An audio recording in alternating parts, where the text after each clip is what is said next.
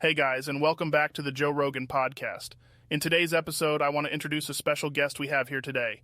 They are a video character in a very popular video game series that you might be familiar with. Now everybody, I want to introduce you to Citizen_07 from the hit game Half-Life 2. Why don't you go ahead and introduce yourself? Hi, my name is Citizen_07 and I'm a current citizen in City 17, a Combine-run city that kind of feels like a dictatorship. But thanks for having me here. Now, Citizen_07, I have heard a lot about you living under a dictatorship, and we are interested on how it exactly works there. Is it to a point where you can't do anything? Or maybe like you can do some stuff, but if you make a mistake, there are severe consequences? Can you maybe give us an explanation of that, please, if you are comfortable enough? Yeah, when it comes to living in the city, there is surveillance everywhere 24/7. No matter how much we try to stay out of view, it's basically impossible to do so. We really can't do anything in the city other than watch the channels they provide us, which is just all propaganda. And when it comes to mistakes, it can be very severe no matter how small they are. If you mention any slight of plan resistance, you and your entire roommates are killed instantly.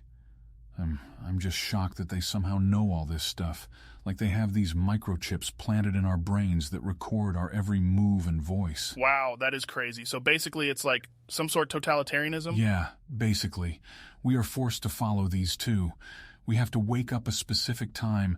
We are limited to where we go. We can't talk about anything against the Combine. I'm telling you, man, this feels like we are living in a communist totalitarianism system. We have no freedom and are forced to follow others. Wow, that's just crazy. How long have you been living in City 17 now? To be honest with you, I don't know exactly. For years, it feels like I've been to a completely different city. I'm no longer in City 17. I'm now in City 15 or 14 or 13 or 12. It's just all randomized at this point. It's like I just can't live in one city for at least a year. I can only stay for 2 months. So they basically just have you move to different cities every 2 months? Do you get like a warning, a heads up, anything like that? Or is it all just done out of complete surprise? That's the thing I don't remember.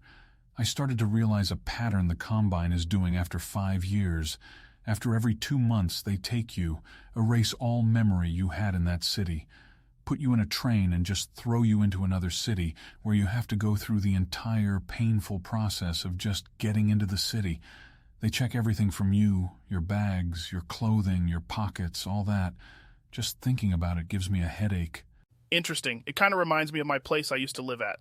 There was this place called the Gulag, and whenever you passed away, you were thrown in there and was forced to battle to the death with someone else.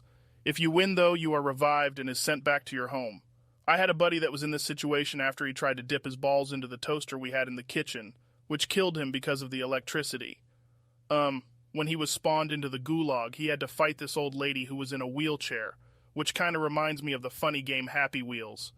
Anyways, my guy absolutely destroys the old women, 360 no-scoping and shit, you know. And he then fell from the sky and spawned right back at our house. It's definitely similar to yours, don't you think? I don't know where the fuck you thought that was similar to what I was talking about, but whatever then. Anyways, back to what I was saying. All of this stuff, all of my life, everything is controlled by the government, or so they claimed. That's why I've been finally waiting to say this, but I've been planning to join a resistance force that is hidden in City 17 sewers.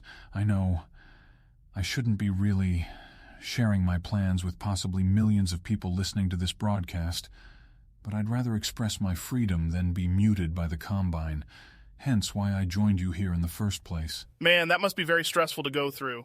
I'm glad you're being able to fight through to talk about all these struggles. How about we change the subject and talk about your personal life before the Combine took over? Sure, Joe. From what I can remember, my name is Sandy, born here in the United States of America. I can't really remember my past since the Combine has erased my memory so many times now, but from I can remember, I believe I was born in Washington. That's my best guess, but I simply just can't remember it all, Joe.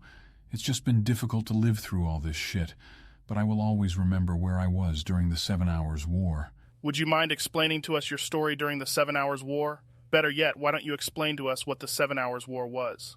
The 7-Hour War was a conflict between Earth and the invading Combine Empire, which is said to come from the Zen world. As it progressed on, U.S. humans were completely outmatched by the technological advantage the Combine had. They had pulse rifles that could penetrate armor like it was butter. They have warships that could shoot dozens of lasers in seconds, mowing down anything that was in its path. The warship also had a giant pulse laser that would disintegrate anybody that was caught in it, and I've seen plenty of that happen. They are gone in a matter of seconds. The armor on the Combine is far better than ours. They even have helmets that cover their entire face, and who knows what can be under there. It only took 7 hours before the entire Earth surrenders, and that's where the Combine took control of the entire Earth, creating a dictatorship with it. Now for my story. I was at my house when I first heard the news about the Combine invasion. Right after morning, I got a call from my mom and told me to immediately turn on the TV and switch to the news. I never really thought of much until I listened through and heard the news about the invasion, and hence I knew that we didn't have much time. I told my mom that I will be at her place soon, and we can then explain on how we are going to deal with the situation. But my mom told that I should, stay where I was because she said it was much safer there. I told her that she should come to my house then, bringing Dad with her, but she refused because she knew they were going to die no matter what. But I didn't. As I was on the phone, begging for Mom to come back, a noise could be heard from Mom's phone, and right after that moment, she tells me, "I love you so much, son," and an explosion could be heard for a second before the phone rings dead. That's when I realized that they were at the town where the invasion first took place at the United States. I tried yelling out her name on the phone, even though it was obvious that she was never going to answer back. I then gave up and knew I had to move before things get any worse. I left everything behind, went straight to my car, and drove to the Canadian border, hoping that maybe over there is safe. But on my drive there, I was stopped by a Combine patrol unit, telling me to step out.